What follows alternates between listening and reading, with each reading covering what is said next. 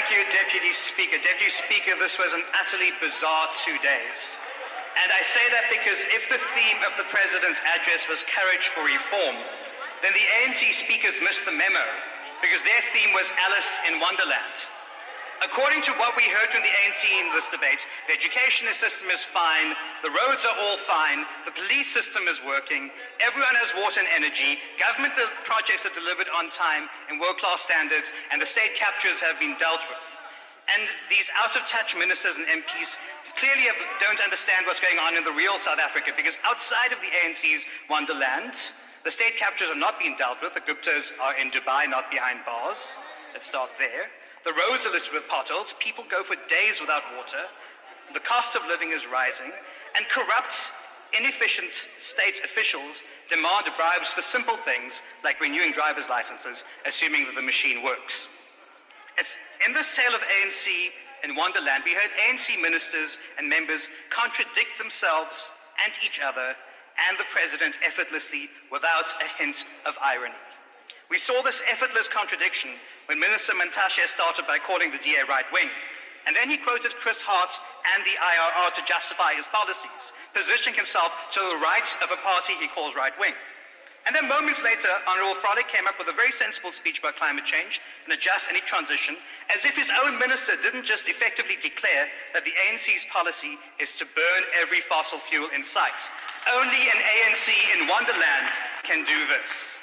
We saw contortions and verbal gymnastics when the education minister came up here and quoted the NDP and then the New Growth Path as though these documents don't contradict each other, and then a great sense of irony told us that her education system is doing fine, despite the fact that by every measure and outcomes, it is considered one of the world's worst education systems. Only an ANC in Wonderland can do this. And in this debate, we saw from the ANC side that the blades were not sharp and the tigers did not roar. We saw effortless contradiction again and again when ANC speaker after ANC speaker contorted or walked back the President's assertion that the state creates an enabling environment, but government creates jobs. And I've never seen this much contortion before. People pivoted to a mixed economy on one side. One ANC member, even despite the President saying this, stood at this podium today and said the state must own the means of production. I quote that verbatim. This is the antithesis of an enabling environment. Only an ANC in Wonderland can do this. The less said about the Minister of Communications, the better. We just hope she doesn't offer Denel the same, we'd hope she doesn't offer SABC the same services as Denel. We'll just leave it at that. But the President's statement itself was bold. And it's clear that his ministers and MPs will never let it become policy. They've taken to online platforms and newspapers to condemn their own president.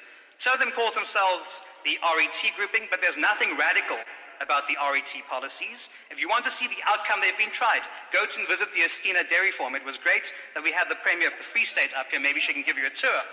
And there are 2 volumes of a judicial inquiry into state capture that shows us exactly what the consequences of RET policy are. And when the President told us in his address that there was a criminal syndicate that had infiltrated the state to engage in state capture, he forgot to tell us that they were all ANC members, mostly in the RET faction, and that this network included his predecessor. And there were 2 key ANC policies that enabled state capture that the DA has comprehensively demolished in this debate: BEE and cadre deployment. BEE is an innocuous-sounding policy, but its real intention is to use race to enrich ANC members using government contracts. Cadre deployment ensures that you stick party members onto the tender committees and tell them who the tenders go to. That's a corrupt network and system right there. And this President is serious about dismantling this corrupt network. He needs to dismantle these policies.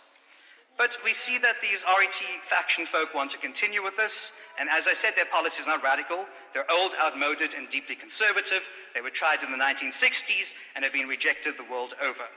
And so I think the President made his statement in order to shore up economic confidence and tell investors that his own party has turned the book on ideas that collapsed with the Berlin Wall.